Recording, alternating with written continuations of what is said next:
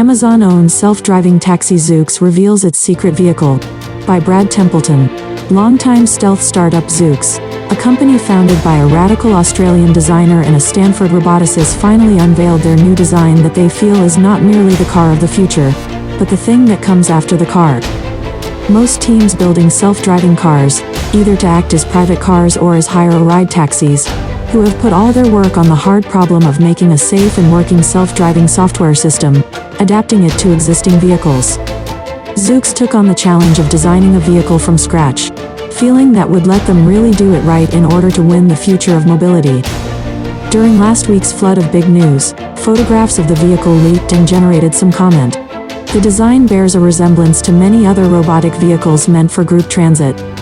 That includes a high roof, somewhat boxy, or more correctly trapezoidal, shape, sliding doors and low floor for easy access, and social seating, with people facing one another rather than in rows like a car. I'm calling this rough form a Rosium, robotic trapezium, and it can also be found in most PRT pods and shuttles, starting with Ultra at Heathrow, Navia, EasyMile, Oli, and most recently in a bulkier form in the Cruise Origin. ZOOX's core differences, though, are not in the shape, but in these design elements. It is completely symmetrical, having no front or back, and moves equally in both directions. All components are duplicated, including motors and sensors. The roof and sensor mountings have been designed to give the sensors a better view.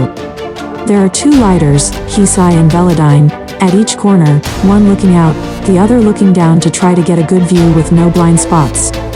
There are also 3 cameras at each corner and 2 on top, and 5 radars per corner to boot.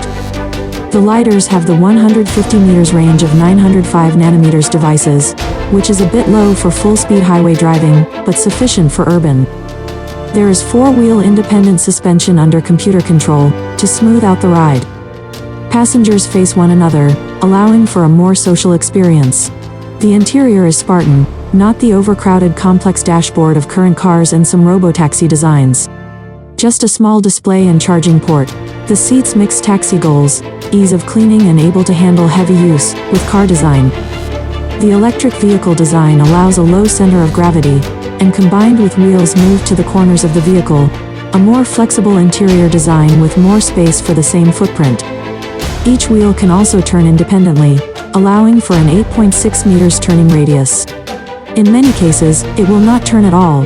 When it wants to change direction of travel, it just changes. The vehicle is narrow and short enough, given that, to handle streets and driveways that might be a challenge for wider vehicles. Airbags are integrated into the special seats in their enclosing walls for extra crash safety. ZOOX claims they designed the seats around safety, rather than trying to add safety to the classical passenger cabin seat design.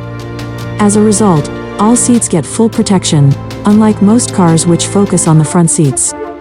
ZOOX reports they have passed all crash tests included in the Federal Motor Vehicle Safety Standards. Today, most self-driving vehicles can't pass other parts of the FMVSS, though work is underway to modify the standards. In addition, as ZOOX will not sell vehicles to other companies if it operates a robotaxi service, it may not be subject to rules like the FMVSS that only cover vehicles that are sold, or it may use an exemption as most custom robotaxis plan to. While primarily intended for urban travel, it can reach up to 75 miles per hour to make use of urban freeways. Computers in the floor and 133 kWh of batteries are under the seats, sufficient for a full day of taxi operation. ZOOX's autonomy stack is map-based, like every major player except Tesla, with neural network perception and prediction. They make HD maps before driving any street. An operations center permits remote humans to solve strategic problems for the vehicle, similar to most teams. They do not remotely drive them. ZOOX is devoted to the robotaxi plan. Customers will not own a ZOOX vehicle, rather they will summon one in a manner similar to Uber, and may share the ride in certain situations. They will also fit well to groups moving together. In this reveal, ZOOX has said very little about their operational plan, other than they have done their testing in Las Vegas and San Francisco, 2 cities they think are plumb for robotaxi service. ZOOX's challenges. While most teams would like the freedom that comes from having a vehicle custom designed to be a robotaxi, most teams have avoided the huge effort that entails, including in design, manufacturing and scaling. Tesla TSLA plus 2.1% designs its own vehicles, which look like standard cars, but which can easily have their controls removed to leave a seamless seat where the driver used to sit. Cruise, as a part of GM, has been able to use those resources to make the Origin, a rough competitor to ZOOX, though few details have been revealed. Cruise states the Origin is not just a concept, that it is headed to production. The challenge was so great that ZOOX ran out of money in early 2020, a bad time to do so. It elected to sell itself to Amazon AMZN plus 3.1% at a price barely more than its prior valuation. On the other hand, Amazon is a well-resourced parent to have which can pull off the big challenge as well as GM or Waymo.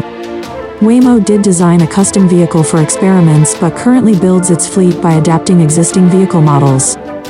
In many cases, ZOOX's original design will offer a better experience to the rider. The question is, how much better, and is it enough to make a difference when, someday several years from now, there is a competitive marketplace for rides? Are ZOOX's advantages from the custom design nice-to-haves, or must-haves in the competition game? And can any must-haves be integrated by competitors before the competition really heats up? We also don't know if their choices are right. For example, a fraction of riders don't like riding backwards while some are fine with it. People can presumably express that preference, but what happens when the vehicle reverses direction? Will this be only for solo trips or groups, or will it be more extensively used with strangers pooling together who may not want to stare one another in the face? Competition is not close. Only Waymo hosts a ride service open to the public with robo-taxis and no drivers, and that's only in a limited area, and supervising drivers have returned to expand that area. For a few years, companies will be able to deploy in cities with no other provider, and face no competition. Only once two companies go head-to-head in the same city, likely San Francisco, will we see that. Will the nicer ride make the difference compared to other competitive factors? Will the nicer ride or vehicle allow a company to charge more and still be chosen? Competitors will not be standing still. Each will improve and tweak pricing and service to win an edge, and they will be willing in the early years to lose money, as Uber plus 3.3% has done for its whole existence, in order to get that edge. Every company knows that it must win, for at some point the robotaxi service convinces people not to bother owning at least one, and eventually all of their cars, and becomes the replacement of the automobile industry, a very fat prize.